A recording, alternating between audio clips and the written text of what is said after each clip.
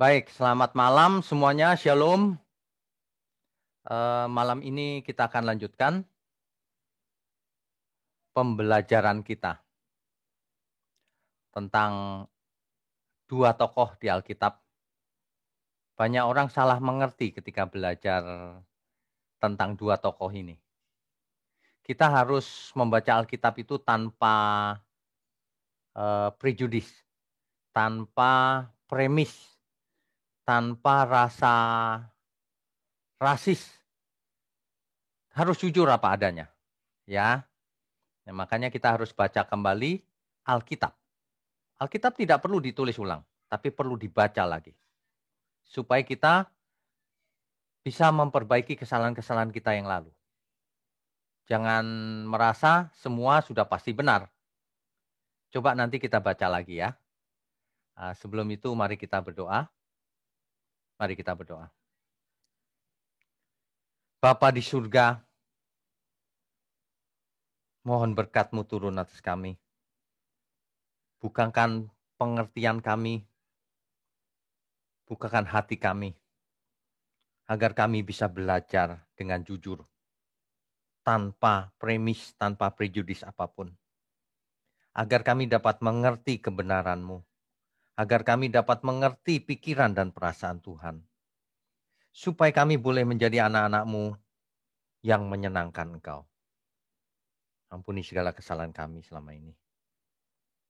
Pakai mulut hamba-Mu untuk menyampaikan kebenaran ini. Hanya di dalam nama Tuhan Yesus kami berdoa. Amin.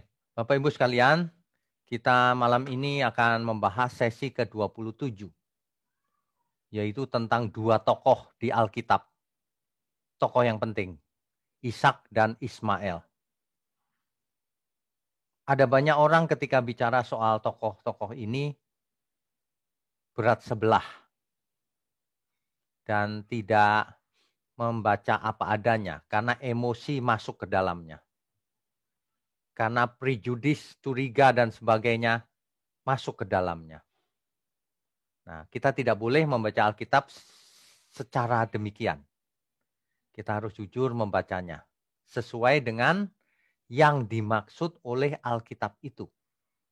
Jadi jangan memasukkan ide sendiri atau perasaan sendiri. Ini perlu. Sebab kalau seseorang belajar kebenaran, syaratnya ia harus tulus menerima apa saja kata Alkitab. Tidak sedikit-sedikit merasa lebih pintar dari Alkitab. Banyak orang bisa menyalahkan Alkitab, padahal ia belum belajar. Aneh memang. Kalau orang sudah belajar pasti tidak pernah menyalahkan. Orang tidak belajar menyalahkan memang. Nah, begitu. Oke. Malam ini topiknya tidak selesai dalam satu pertemuan. Jadi Bapak Ibu sabar saja. Nanti mungkin tidak banyak pertanyaan karena belum selesai. Nanti kita lanjutkan Rabu depan bagian kedua. Ya. Oke, kita buka dulu slide-nya. Ya. Kita harus baca Alkitab di banyak narasi kali ini, malam ini. Kita buka Kejadian pasal 15.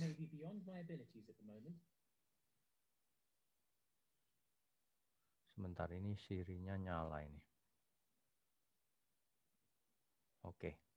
Kejadian pasal 15 dari ayat kedua. Abraham ketika itu namanya masih Abram. Saya bacakan ya. Abram menjawab, "Ya Tuhan Allah, apakah yang akan Engkau berikan kepadaku? Karena aku akan meninggal dengan tidak mempunyai anak. Dan yang akan mewarisi rumahku ialah Eliezer, orang Damsyik itu." Menurut pikiran Abram, ia akan mati tidak punya anak. Mengapa? Kita sudah belajar di pertemuan kita yang lalu bahwa Sarai istrinya mandul. Jadi tidak mungkin punya anak. Ya. Di samping itu ia sudah tua. Di ayat ketiga, lagi kata Abram, engkau tidak memberikan kepadaku keturunan sehingga seorang hambaku nanti menjadi ahli warisku. Jadi kalau tidak punya anak, dia menunjuk ahli waris dari seorang hambanya, tentu hamba yang baik, ya. Tetapi datanglah firman Tuhan kepadanya. Firman Tuhan kepadanya. Demikian. Orang ini tidak akan menjadi ahli warismu. Maksudnya Eliezer tadi, hamba dari Abram ini, nggak akan jadi ahli warismu. Melainkan anak kandungmu. Dialah yang akan menjadi ahli warismu. Untuk mendukung pernyataannya itu, Tuhan membawa Abram keluar. Lalu berfirman, coba lihat ke langit. Hitunglah bintang-bintang. Jika engkau dapat menghitungnya, maka firman-Nya kepadanya, demikianlah banyaknya nanti keturunanmu.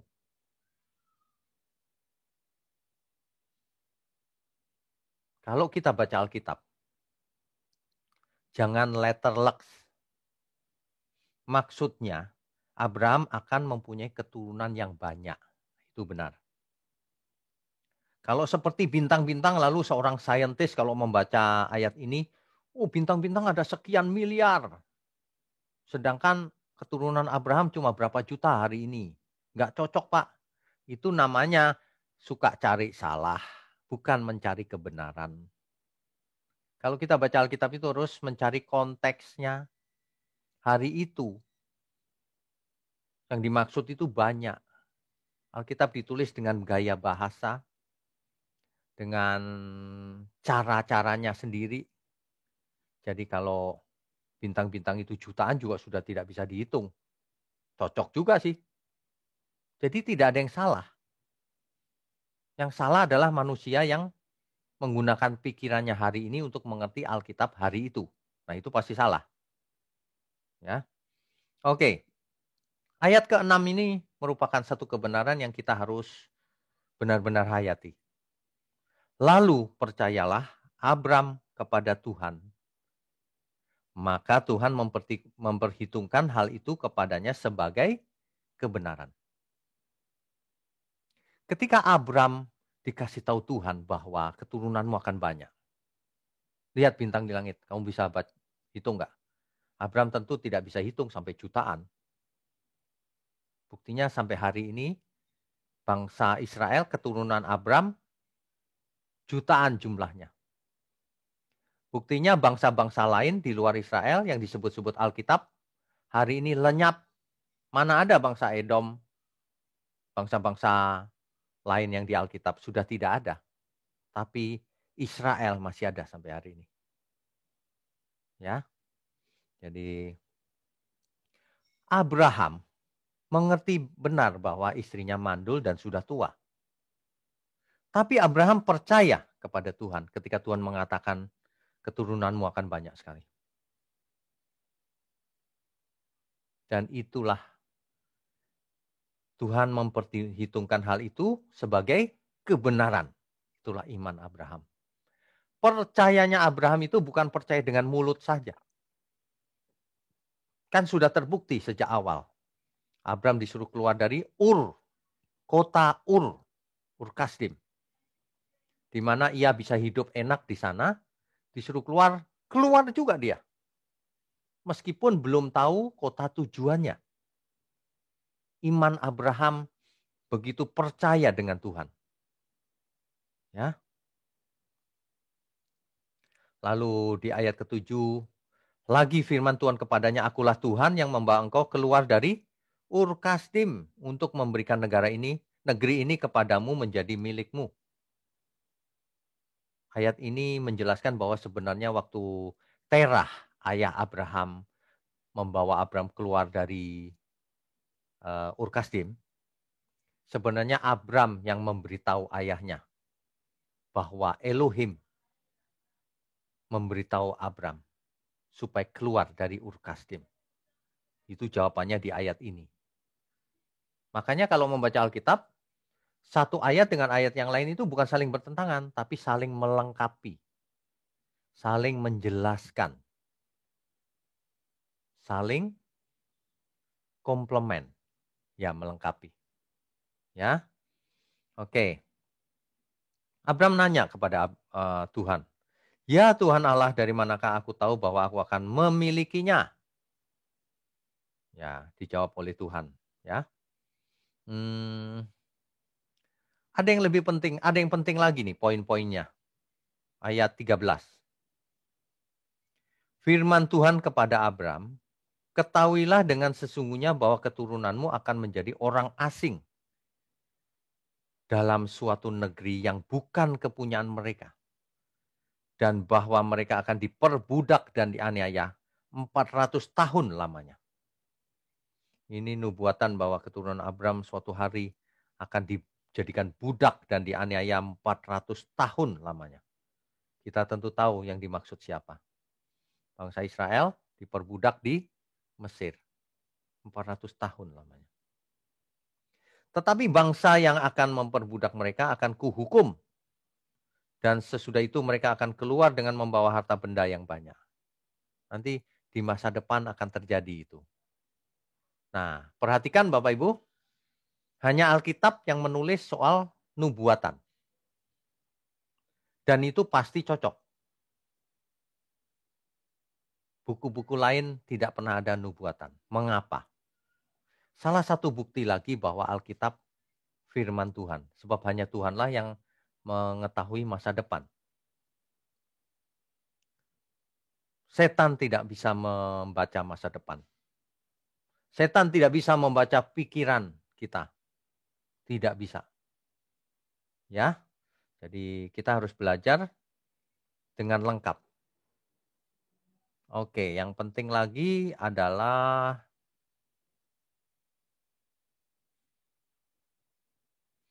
ayat 18. Pada hari itulah Tuhan mengadakan perjanjian dengan Abram serta berfirman, kepada keturunanmu lah kuberikan negeri ini. Ya. Jadi rupanya Abram sering berdialog dengan Tuhan Allah, sering berdialog dengan Abram. Abram sosok yang luar biasa, sering diajak ngomong. Ya. Di ayat 18, pada hari itulah Tuhan mengadakan perjanjian dengan Abram serta berfirman, kepada keturunanmu lah kuberikan negeri ini. Mulai dari sungai Mesir sampai ke sungai yang besar itu, sungai Efrat. Jadi sebenarnya Tuhan berjanji memberikan tanah Kanaan itu, mulai dari Mesir, sungai itu, ke Efrat. Ya, luas daerahnya. Dan itu menjadi milik keturunan Abram. Itu janji Tuhan. Kalau hari ini diperebutkan, ya itu menjadi masalah memang. Tapi janji Tuhan demikian. Nah, Bapak Ibu makanya kalau baca tidak boleh letterless. Yang jelas Kanaan menjadi milik Israel memang. Meskipun terjadi konflik di sana sini ya. Oke. Nah, kemudian sebentar kita lihat lagi slide berikutnya.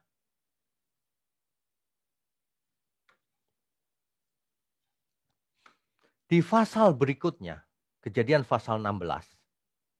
Ini kita belajarnya tidak urut pasal, tapi per tema ya. Nanti semua pasal juga kena sih. Kejadian pasal 16, ayat 1 sampai 16. Itu cerita tentang Hagar dan Ismail. Ya. Coba kita baca. Kalau Bapak Ibu membaca Alkitab, tidak boleh satu ayat. Berkali-kali saya sudah bicara ya. Harus per tema. Oke, saya bacakan. Kejadian pasal 16, mulai dari ayat yang pertama ya. Adapun Sarai, istri Abram itu, tidak beranak, belum punya keturunan. Ia mempunyai seorang hamba perempuan orang Mesir, Hagar namanya. Berkatalah Sarai kepada Abram, engkau tahu Tuhan tidak memberi aku melahirkan anak. Rupanya Sarai inisiatif, tidak percaya dengan janji Tuhan. Sarai ingin membantu Tuhan rupanya. Makanya Sarai berkata gini, karena itu baiklah hampiri hambaku itu. Abram disuruh menghampiri Hagar, budaknya yang ia peroleh dari Mesir. Ingat ya, di pelajaran kita yang lalu, Abram pergi ke Mesir dan diberi hadiah banyak oleh Fir'aun. Salah satunya diberi hamba-hamba, tentu salah satunya Hagar. Ya, oke. Nah,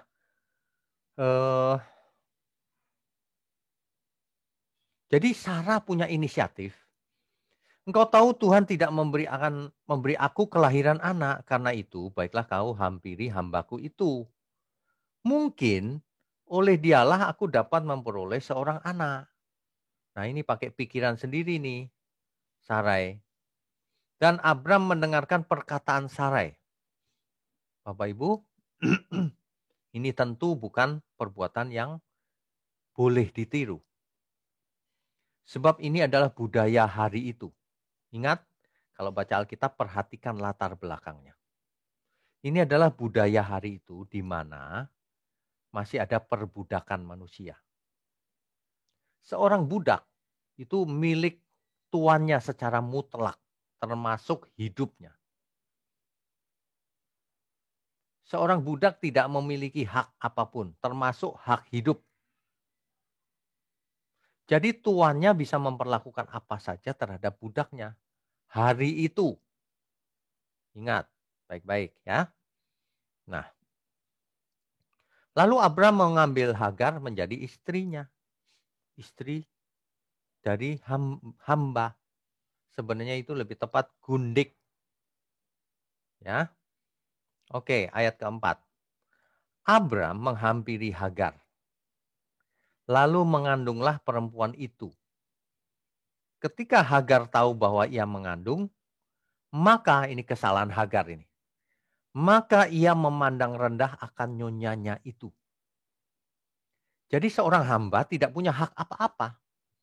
Dijadikan gundik oleh Abraham, lalu mengandung. Tapi ia memandang rendah tuannya, nyonyanya, yaitu Sarai.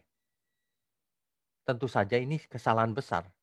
Seorang hamba kok memandang rendah nyonyanya.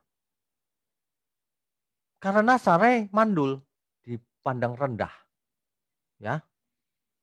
Ayat kelima.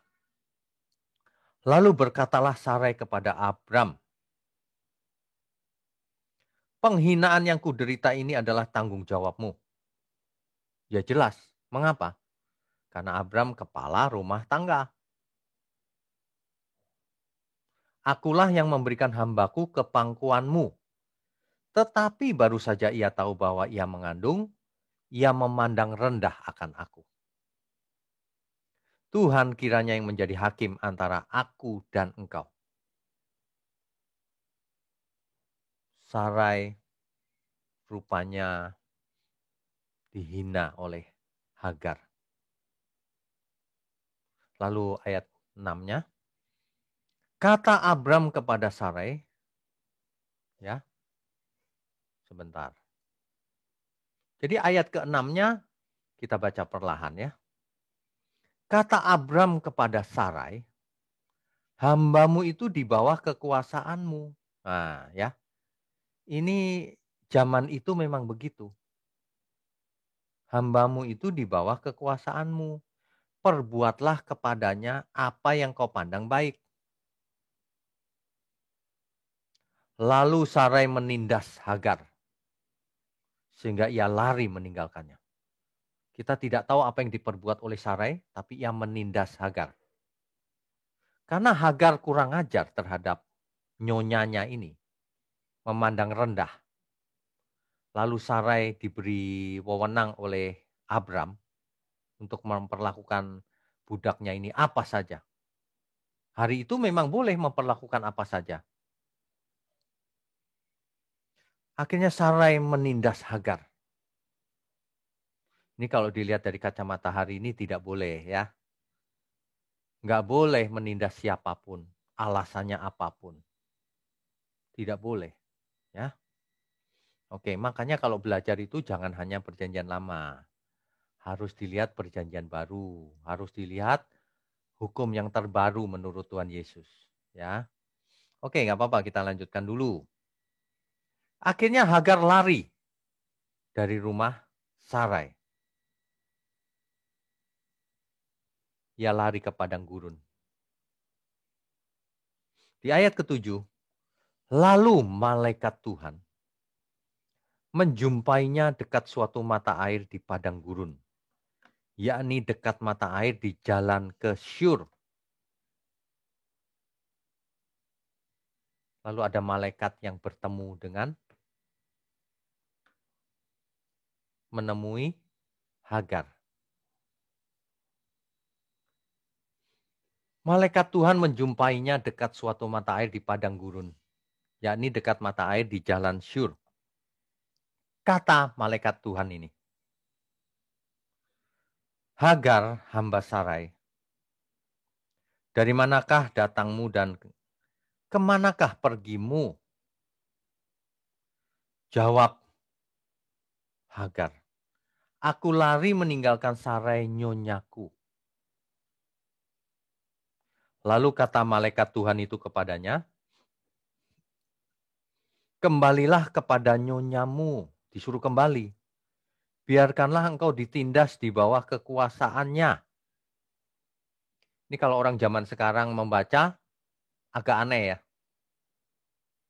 Hamba yang ditindas ini lari, disuruh kembali supaya ditindas oleh nyonyanya. Ingat, hari itu seorang budak itu milik tuannya, milik nyonyanya. Ya, meskipun praktek hari ini tidak boleh. Ini kan cerita di zaman Abram. Malaikat Tuhan juga menyuruh Hagar untuk kembali ke Sarai, biarpun ditindas. Ini merupakan ujian bagi Hagar. Apakah ia nurut terhadap malaikat Tuhan ini atau tidak? Bapak Ibu perlu perhatikan malaikat Tuhan. Istilah malaikat Tuhan di sini agak berbeda dengan malaikat yang biasanya.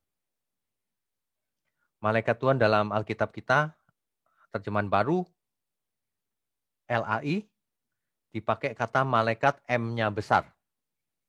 Tuhannya huruf besar semua. Ini bukan malaikat biasa loh Bapak Ibu. Malaikat Tuhan di sini itu Mal'ah Adonai. Mal'ah Adonai. Malaikat yang disembah.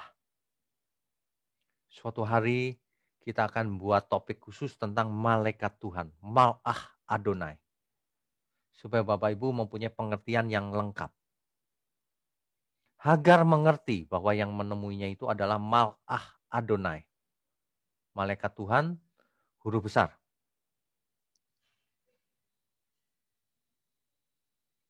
Lalu malaikat Tuhan ini memberkati Hagar. Aku akan membuat sangat banyak keturunanmu. Sehingga tidak dapat dihitung karena banyaknya. Jadi Hagar pun diberkati. Hari itu kalau namanya berkat itu salah satunya adalah keturunan. Itu berkat. Hari itu ya. Nah, jadi rupanya Hagar juga diberkati oleh malaikat Tuhan ini. Akan mempunyai keturunan yang sangat banyak. Ya. Oke. Selanjutnya kata malaikat Tuhan itu kepada Hagar, kepadanya.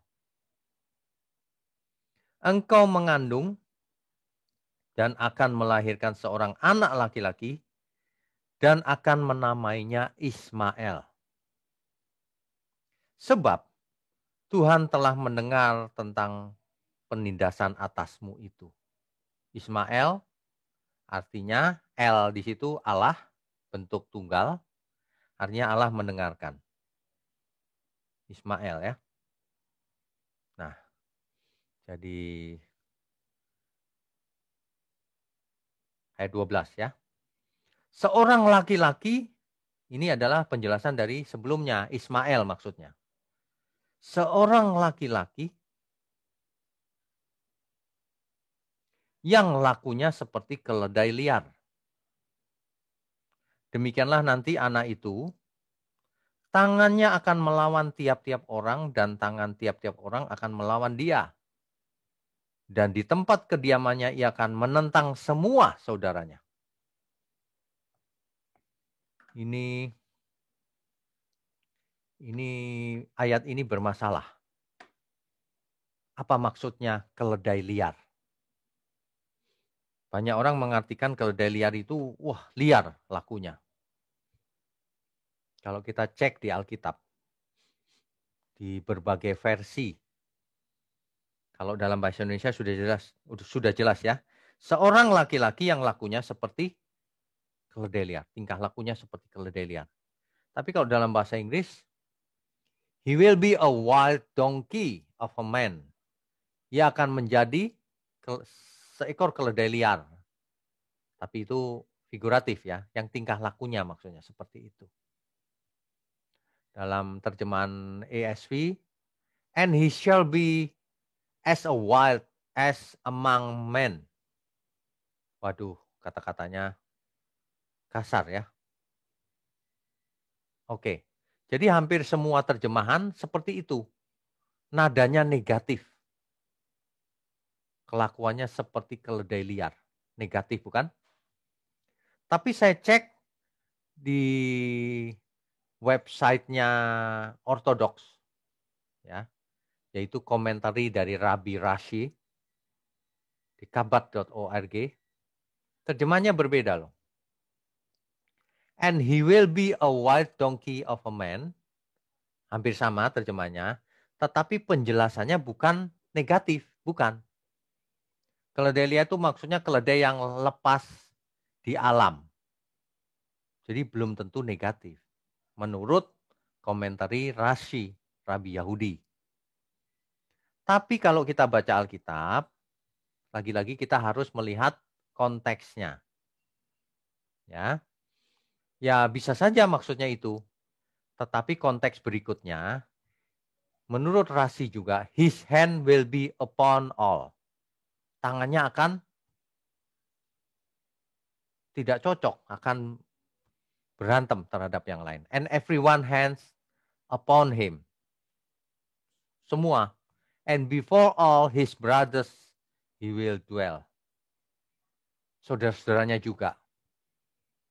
Jadi rupanya yang manapun penjelasannya bahwa keledai liar itu bisa yang dimaksud negatif, atau keledai liar itu yang dimaksud adalah keledai yang lepas di alam, tidak negatif.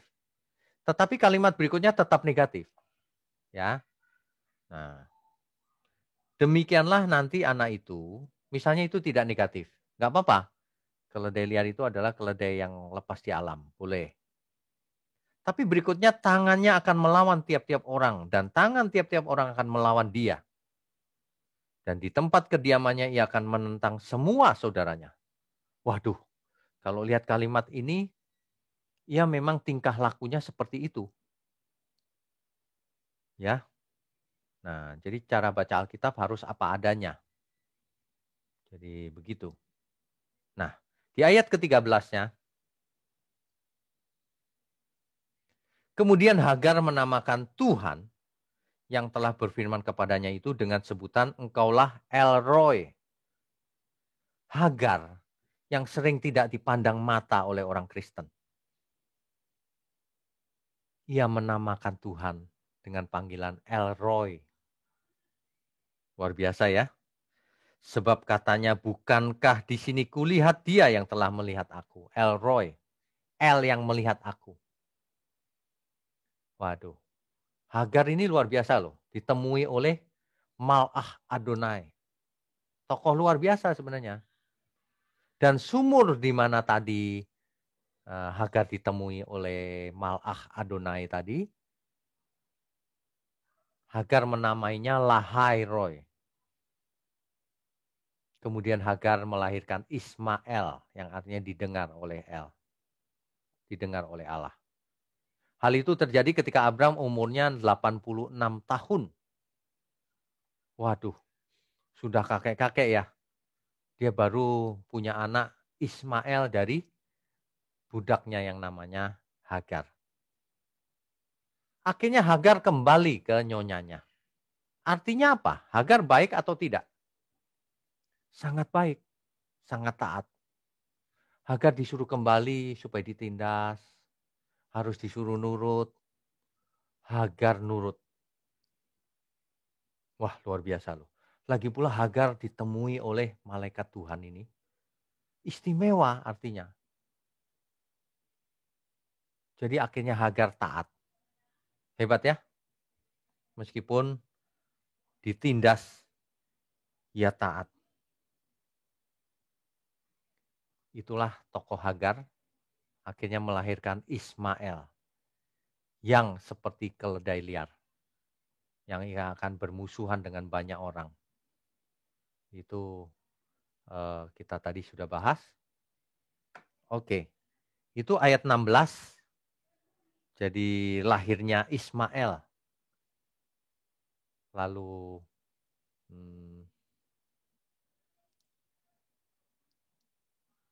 Hagar diusir, tapi Hagar kembali. Ya. Berikutnya adalah tentu saja ayat 17. Di ayat 17,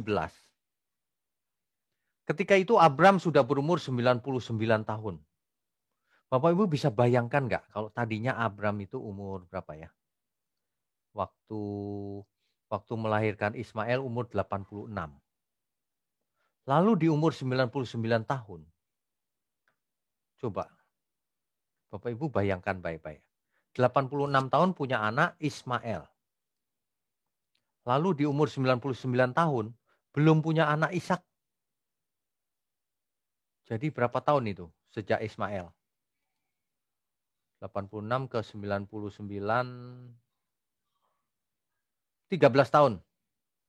13 tahun sudah berlalu, tapi Sarai tidak pernah hamil. Ya. Pada waktu Abram umur 99 tahun, Tuhan menampakkan diri, mengadakan perjanjian dengan Abram. Abram ini tokoh luar biasa loh, Tuhan sering menampakkan diri pada Abram. Nama Abram lalu diubah. Abram artinya bapak yang luhur, diubah menjadi Abraham. Artinya bapak sejumlah besar bangsa. Bapak Ibu harus ingat, setiap nama di Alkitab itu bukannya tanpa arti. Di samping arti dari nama itu, artinya misi orang itu berubah. Hidupnya harus berubah sesuai dengan namanya.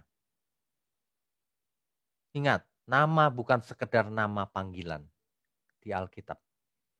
Nama itu mengandung arti yang merupakan misi hidup si empunya nama. Seringkali nama diberikan sekaligus misi barunya. Abram diberi nama Abraham oleh Tuhan. Mengapa? Supaya menjadi bapak sejumlah besar bangsa. Begitu ya. Keturunanmu akan sangat banyak. Seluruh tanah Kanaan akan diberikan menjadi milik keturunan Abraham selamanya. Ini janji ini diulang-ulang terus loh, saudara. Perhatikan baik-baik. Ya. Perjanjian sunat ini menjadi perjanjian yang kekal. Dan akhirnya nama Sarai, yang artinya putriku, diubah menjadi Sarah atau Sarah, Tuan Putri. Jadi bukan cuma putriku, putri semua bangsa, sejumlah besar bangsa. Namanya juga diubah. Sarai. Ya. Oke. Di dalam Kejadian pasal 17 ini, kalau kita baca secara urut, ya, sebaiknya kita baca. Mulai dari ayat 1 ya.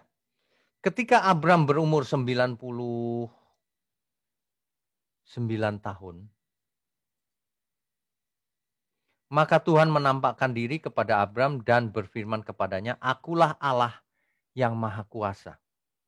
Hiduplah di hadapanku dengan tidak bercela." Perhatikan baik-baik.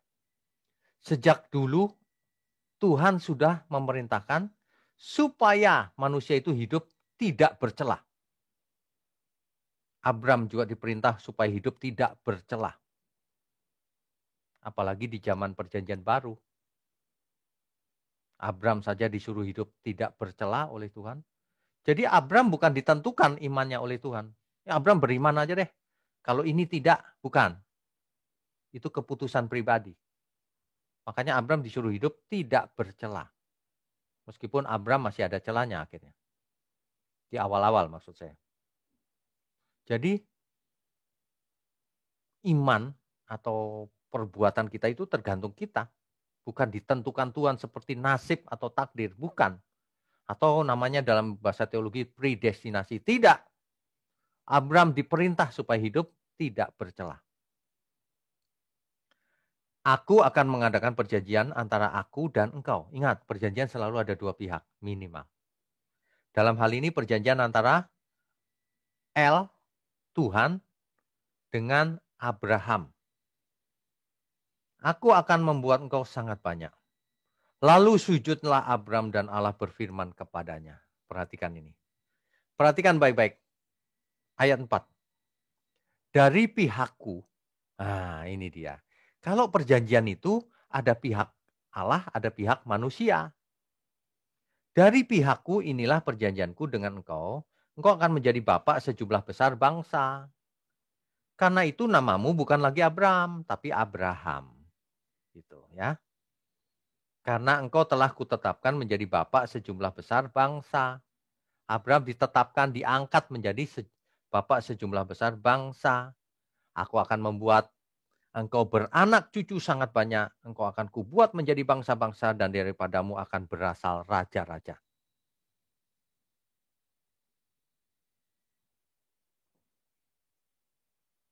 Aku akan mengadakan perjanjian antara aku dengan engkau serta keturunanmu turun-temurun menjadi perjanjian yang kekal. Supaya aku menjadi Allahmu dan Allah keturunanmu.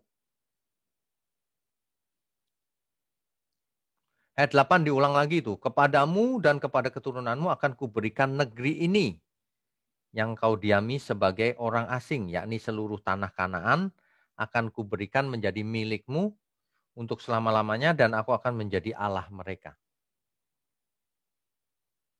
Nah, itu adalah pihak dari Tuhan.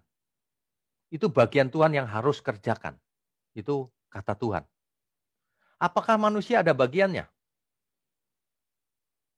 Tentu saja. Manusia itu ada bagiannya. Dalam setiap perjanjian ada bagian masing-masing pihak. Bukan Abraham ditentukan selamat. Nggak ada seperti itu di Alkitab. Coba baca baik-baik ayat berikutnya. Ayat 9. Lagi firman Allah kepada Abram. Dan pihakmu, nah ingat nih. Siapa pihakmu itu? Abram. Siapa yang harus lakukan? Abraham, bukan Allah. Itu Abram yang harus lakukan. Engkau harus memegang perjanjianku. Engkau dan keturunanmu turun-temurun. Abram yang harus taat. Jangan berpikir Allah yang menentukan. Allah yang menentukan aku begini memang. Enggak, kau sendiri yang menentukan. Kita sendiri yang menentukan bagaimana kita hidup. Ini buktinya tertulis. Dari pihakmu, kata Tuhan, kau harus pegang perjanjian itu. Kan begitu. Jangan dirubah-rubah Alkitab. Ya, Bapak Ibu sekalian, jangan mengubah-ubah Alkitab. Nah, demikianlah perjanjian sunat itu dibuat. Tapi kita ingat sekali lagi, pembacaan ini tidak boleh letterlocks. Coba kita baca ayat 13-nya, ini penting sekali. Orang yang lahir di rumahmu dan orang yang engkau beli dengan uang harus disunat. Maka dalam dagingmu lah perjanjianku itu menjadi perjanjian yang kekal. Coba bayangkan, perjanjian kekal. hari ini sunat sudah tidak penting lagi. Alkitab mencatat yang penting sunat hati. Makanya kalau baca Alkitab tidak boleh letterlux. Harus dilihat konteks dekatnya, harus dilihat konteks jauhnya, harus dilihat apakah hukum atau peraturan atau ayat atau pasal ini dirubah di masa depan oleh Tuhan. Sebab Tuhan berdaulat untuk mengubah, menyempurnakan, atau bahkan membatalkan. Terserah kedaulatan Tuhan. Khusus yang sunat ini jelas-jelas dibatalkan menjadi tidak penting. Padahal perkataannya menjadi perjanjian yang kekal. Kita harus ingat. Bukan sunatnya yang kekal. Perjanjiannya Tuhan yang kekal. Tapi untuk sunatnya itu nggak penting. Karena yang penting sunat hati. Begitu ya Bapak Ibu. Kalau kita harus baca Alkitab. Harus mengerti. Supaya tidak salah mengerti. Jadi Abraham berumur 99 tahun ketika disunat. Waduh, kakek-kakek disunat. Ya. Tapi zaman itu memang begitu. Nah, Tuhanlah yang memerintahkan hal itu. Abraham lagi-lagi sangat taat. Ismail dan Abraham disunat. Seluruh laki-laki di rumahnya disunat. Bayi yang baru lahir, dia akan sunat pada hari ke-8 nantinya. Abraham sangat taat. Kalau kita belajar tokoh-tokoh iman, itu semuanya taat. Mau mendapatkan janji atau tidak, tetap taat. Ya, oke. Nah, apalagi? Coba kita lihat slide-nya ya.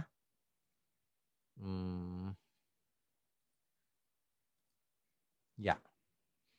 Ada yang istimewa, kita perlu bahas di ayat ke-17.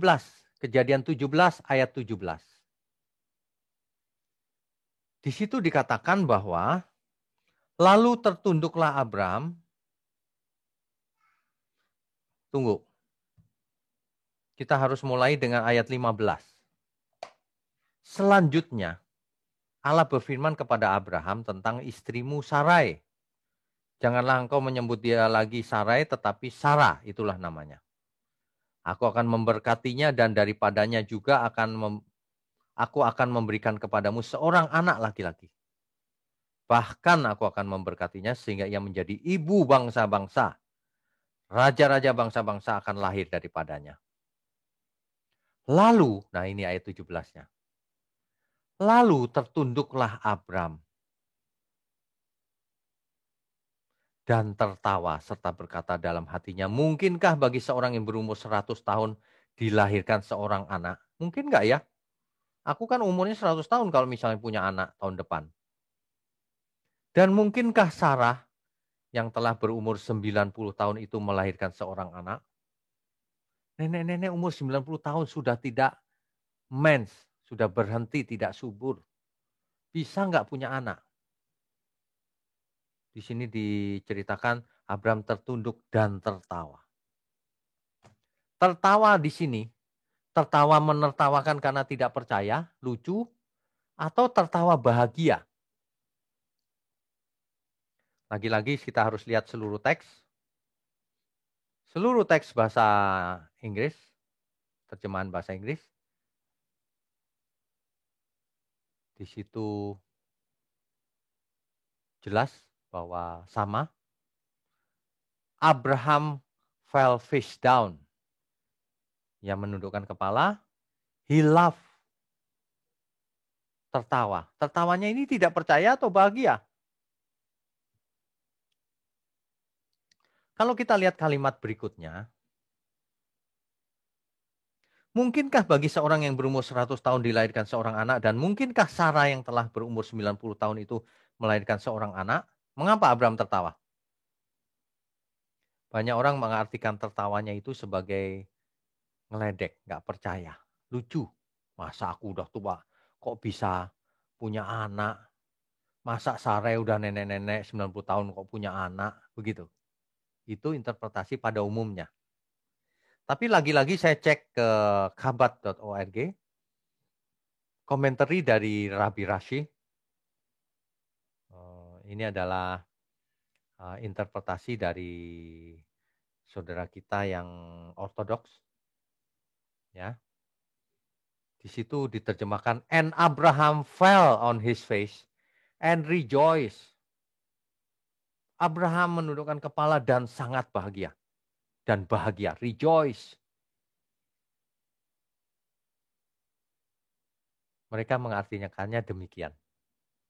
Abraham menunduk bahagia. Tertawa bahagia.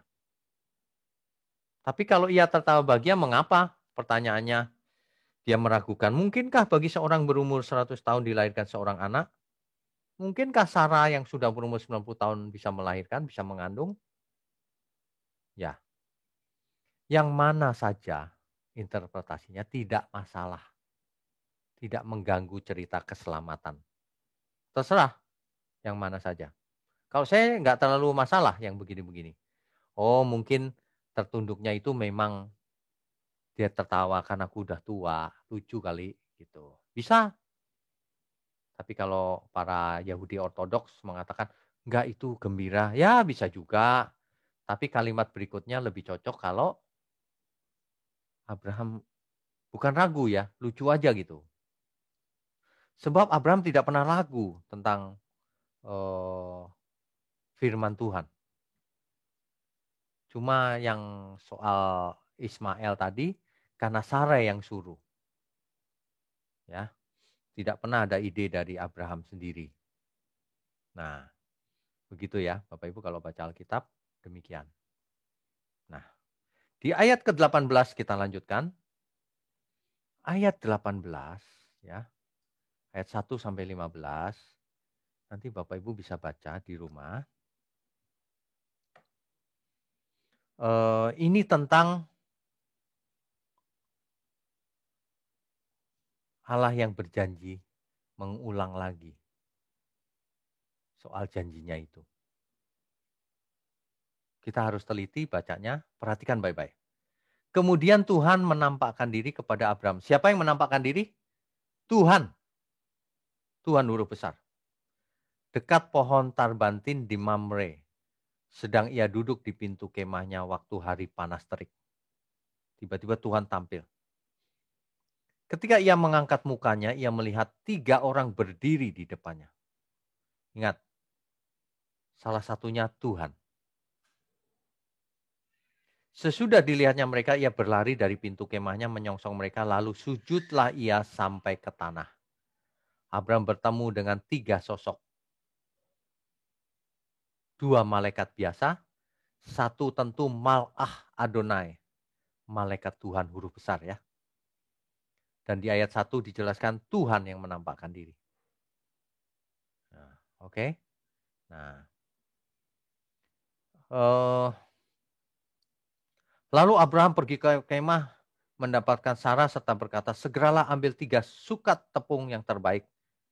Remaslah itu dan buatlah roti bundar. Abraham sangat melayani ketiga tamunya tersebut. Ya. Lalu berlari Abraham kepada lembu sapinya.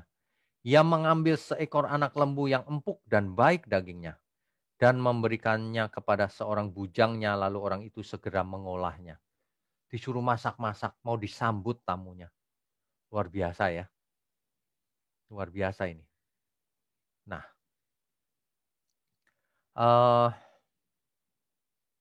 macam-macam, disediakan macam-macam. Ayat 9, lalu kata mereka kepadanya, kata ketiga tamunya itu kepada Abraham, di manakah Sarah istrimu? Jawab Abraham, di sana di dalam kemah. Dan firman-Nya, sesungguhnya aku akan kembali tahun depan mendapatkan engkau. Pada waktu itulah Sarah istrimu akan mempunyai seorang anak laki-laki. Dan Sarah mendengarkan dari pintu kemah yang di belakangnya. Sarah rupanya mendengarkan ngintip-ngintip gitu. Adapun Abraham dan Sarah telah tua dan lanjut umurnya dan Sarah telah mati haid. Bapak Ibu tahu umurnya Abraham ketika ditemui oleh ketiga tamunya ini, malaikat Tuhan dan Tuhan, itu Abraham 99 tahun, Sarah 89 tahun.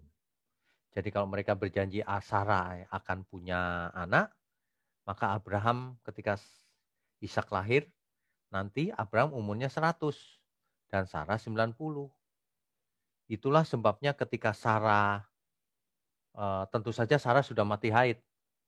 Itulah sebabnya ketika Sarah mendengarkan itu, dari balik kemahnya itu, inilah respon Sarah di ayat ke-12. Jadi tertawalah Sarah dalam hatinya. Katanya, akan birahikah aku? Sudah tua sekali. Setelah aku sudah layu, sedangkan tuanku sudah tua. Rupanya Sarah memanggil Abraham tuanku. Tuanku sudah tua, dua-duanya sudah tua. Mungkinkah Sarah tertawa dalam hatinya?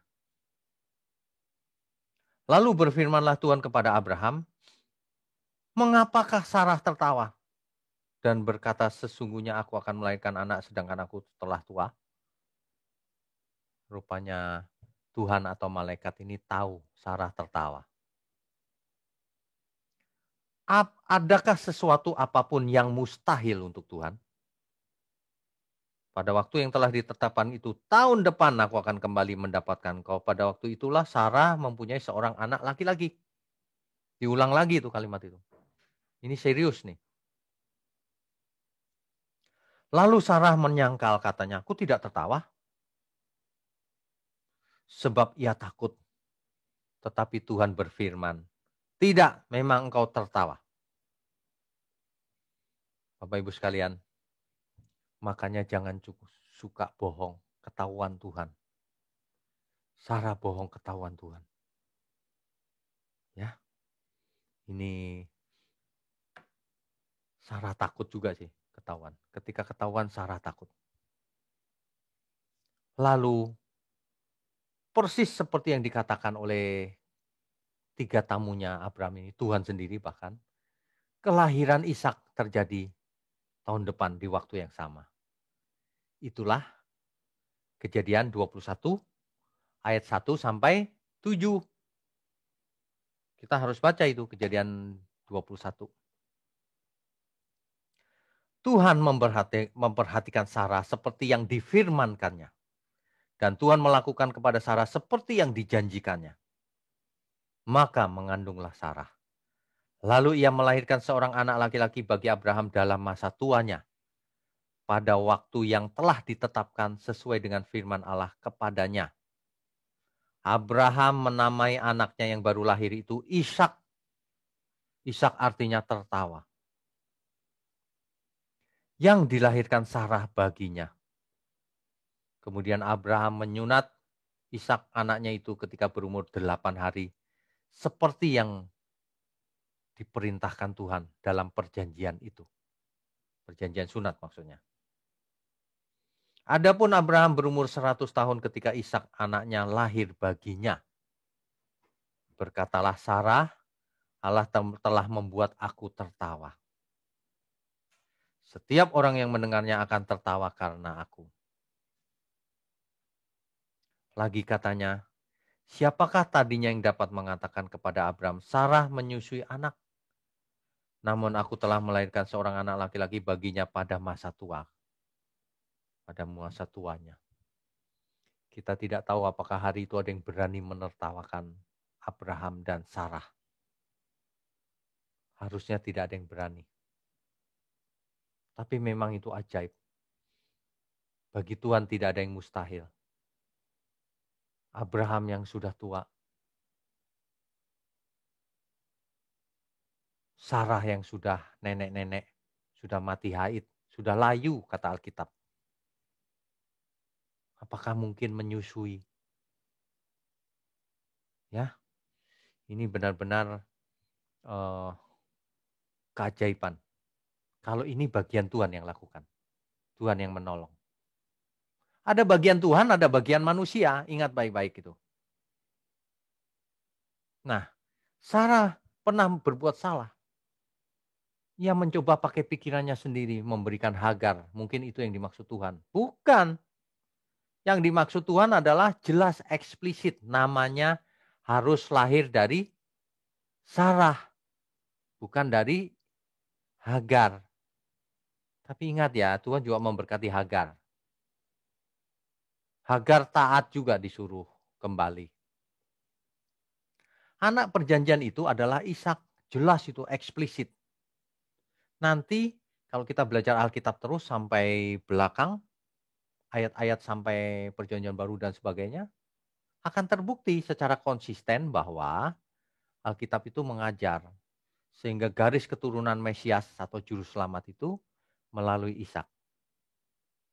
Itulah sebabnya Allah orang benar disebut Allah Abraham, Allah Ishak, Allah Yakub. Di mana-mana orang menyebut Allah itu Allah Abraham, Ishak dan Yakub. Tidak pernah Allah siapa gitu, enggak pernah. Tidak pernah juga disebut Allahnya Ismail. Yang terkenal adalah Allahnya Abraham, Ishak dan Yakub. Ya. Kisah ini tentu masih panjang, tapi ingat kita sedang menelusuri silsilah keturunan Sang Juru Selamat. Bagaimana Allah bekerja memenuhi Injil yang pertama, yaitu Injil keselamatan. Sebab melalui keturunan Abraham, seluruh bangsa akan diberkati. Ingat itu ya. Tentu saja bukan berkat jasmani, itulah berkat keselamatan. Nah, suatu hari kita akan sampai di sana. Abraham, Ishak, Yakub. Amin ya. Ya. Nah, waktunya tidak cukup, kita akan lanjutkan Rabu depan bagian kedua. Ishak, masih tentang Ishak dan Ismail.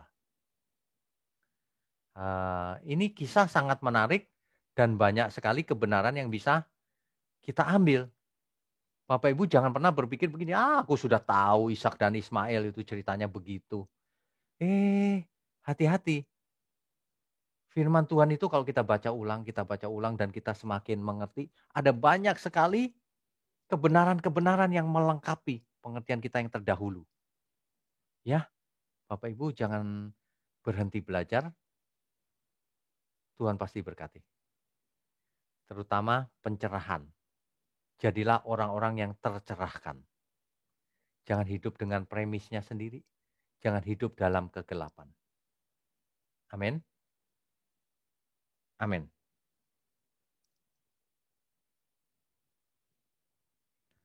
Oke, baik. Kita lanjutkan seperti biasa dengan tanya jawab. Tetapi kali ini tidak usah banyak-banyak ya, karena belum selesai. Bagian 2 Rabu depan. Oke, co-host silakan dibuka tanya jawabnya. Baik, terima kasih Pak Wisnu atas penjelasannya. Kita masuk dalam sesi tanya jawab. Yang pertama, Ibu Lilis Bernardi. Silakan, Bu. Ya, terima kasih Ibu Ribka. Shalom Pak Widnyo. Shalom. Ya, Pak, pertanyaan saya dari Kejadian 17. Di situ di ayat 7 dikatakan bahwasanya aku Allah akan mengadakan perjanjian antara aku dan engkau serta keturunanmu turun-temurun menjadi perjanjian yang kekal supaya aku menjadi Allahmu dan Allah keturunanmu. Ya. Nah, pertanyaan saya adalah berarti kan seharusnya sesembahan Ismail itu adalah Yahweh, Allah yang benar ya Pak? Benar. Harusnya demikian. Nah, karena background saya adalah Islam juga. Jadi di sini sebenarnya kok bisa maksudnya gini, sebenarnya ada juga orang yang keturunan Ismail itu yang masih menyembah Yahweh, itu masih ada kemungkinan ya Pak? Tentu. Nanti kalau kita baca terus Alkitab, sejarah, historis, kita akan menemui orang-orang yang namanya Ismail, kemudian kita akan menemui keturunan Ismail juga ada, dan mereka menyembah Allah yang sama, Allah Abraham, Ishak dan Yakub. Coba Oke, baik, perhatikan Pak. Karena baik-baik. kan Hagar ditemui oleh Tuhan kita. Tuhan yang sama loh itu. Lalu Hagar menamainya iya, Elroy. Oh, coba bayangkan. Masa Hagar ke Allah yang lain? Nggak mungkin. Pasti Hagar, ia Elroy. Ia melihat aku. Wah, pasti Hagar senang banget tuh ketemu Tuhan. Ya, berarti artinya keturunan Ismail itu yang juga mengakui bahwasanya uh, artinya di sini ada miscommunication atau missing link yang dimana akhirnya waktu zaman dahulu saya juga menganggap bahwa anak Abraham yang diberkati itu adalah Ismail gitu, anak tertuanya. Berarti ada misunderstood ya Pak ya di antara keturunan itu tentang mengenai siapa Allah yang benar yang disembah itu ya Pak. iya, betul. Jadi kalau Alkitab mencatat secara konsisten bahwa Allahnya Ishak itu Abraham, ya itulah yang menemui Hagar. Itulah yang nanti Baik, di Rabu depan yang menemui Hagar dan Ismail. Allah yang sama, memangnya ada Allah yang lain? Nggak ada. Nah, ya. baik. Oke. Ada yang ditanyakan Terima lagi? kasih Pak untuk konfirmasinya. Oke, baik. Silakan. Tidak ada lagi, Pak. Tidak ada lagi? Iya. Oke, bagus. Karena ini belum selesai sebenarnya. Jadi Bapak Ibu harus sabar. Ingat, tadi Bapak Ibu suka mengabaikan Hagar ya. Padahal Hagar itu ditemui Tuhan langsung. Bahkan Hagar nurut, taat ketika disuruh kembali ke nyonyanya. Nanti kita akan lihat apakah Ismail dan Ishak akhirnya berperang gitu. Banyak orang nggak baca Alkitab sih. Nggak teliti waktu membaca Alkitab. Kata orang, waduh, ini kalau pengkhotbah seperti itu mengerikan. Makanya Bapak Ibu, dengan adanya online Bible Study ini, mari kita belajar sama-sama. Saya juga periksa ulang isi Alkitab sebenarnya bagaimana sih, gitu. Ya, saya percaya kalau kita belajar dengan benar, Tuhan disukakan. Oke, amin ya. Oke, mari kita tutup dengan doa. Bapa di surga, malam sudah semakin larut, tapi kami sungguh merasa bersyukur kalau kami boleh diberi kesempatan untuk belajar firman-Mu dengan benar. Ampuni segala ketidaktepatan kami selama ini. Ampuni segala rasa-rasa perasaan kami yang tidak benar. Tuhan, kami mau belajar.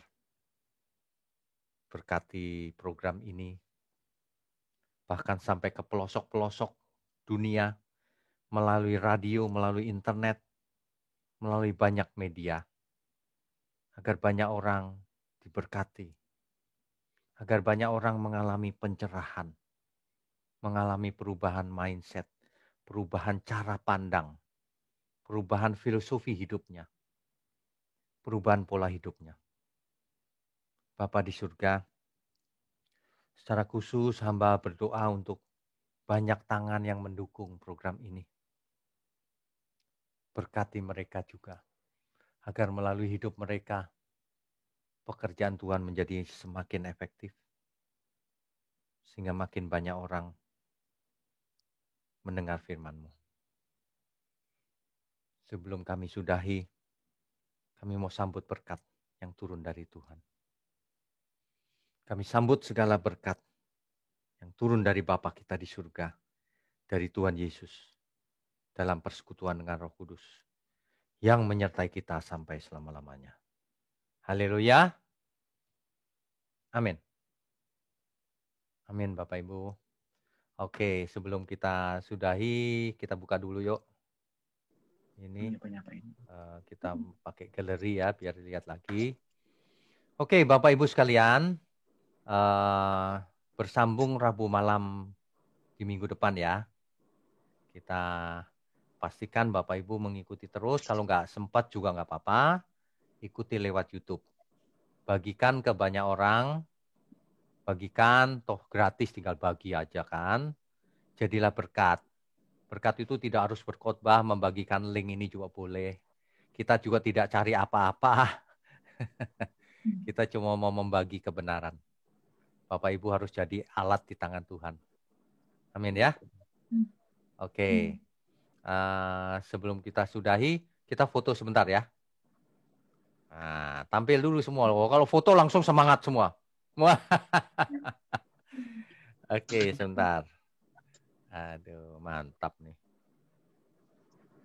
Ya. Oke, 1, 2, 3. Oke, bentar. Ini halaman pertama nih. Halaman kedua mau tampil semua? Oh, tampil. Baik. Saya foto ya, nanti kita taruh di sosial media deh. 1, 2, 3. Mantap. Bentar ya. Halaman 3. Ya, tampil lagi. Ini ada teman saya nih, Bu Lucia. Oke, 1, 2, 3. Mantap. Bentar. Saya kayak tukang foto lama-lama. Halaman keempat. Wah, mantap. Masih tampil semua. Ya, 1, 2, 3. Yes. Sebentar. Halaman berikutnya. Halaman 5. Ya, udah nggak tampil. Cuma nama-nama aja. Ya sudah, nggak apa-apa. Halaman berikutnya lagi, ada lagi nggak? Nggak ada juga. Ya sudah, nggak apa-apa. Jadi ada 5 halaman yang ada gambarnya, Bu. Oke, Bapak Ibu sekalian, saya percaya Tuhan berkati kita semua. Jaga kesehatan, umur panjang untuk Tuhan. Amin. Amin. Oke, sampai ketemu lagi.